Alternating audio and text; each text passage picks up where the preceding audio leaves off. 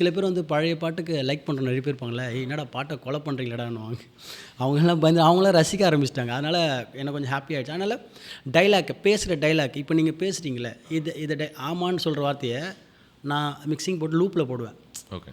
இப்போ ஃபோக்கு டன்னக்க டட்டக்க டட்டக் ஆமாம் டன்னக்க டன்னக்கு அந்த மாதிரிலாம் ஒன்று மிக்ஸ் பண்ணி ஆடியன்ஸ்கிட்ட பண்ணால் அவங்க ரொம்ப என்ஜாய் பண்ண ஆரம்பிச்சிட்டாங்க. அதனால் அப்போ வந்துட்டு அதை பண்ணுறப்போ ஒரு ஹியூமரோட டான்ஸ் பண்ணுற மாதிரி எனக்கு இப்போ நான் என்னோடய ப்ளேயில் ஸ்டேஜில் ஆடுறப்போ ஹியூமரோட பண்ணால் தான் ஆடியன்ஸை லைக் பண்ணுறான்னு தெரிஞ்சிச்சு. அதனால் அதை என்னோடய ஸ்டைலாக மாற்றிட்டு அப்படியே புரியுது. இப்போ நீங்கள் சொல்லும்போது டக்குன்னு தோணுது, பத்தில் கூட நிறைய வரிகள்லாம் வரும். ஆமாம் டைலாக்லாம் இருக்கும், நல்லாயிருக்கும். அதெல்லாம் அது ஆடியன்ஸ் என்ஜாய் பண்ணுறாங்க. அது இப்போ நீங்கள் மக்காம்பிஷி பார்த்தாலும் வந்துட்டு அதில் வந்து டைலாக் இருக்கும்.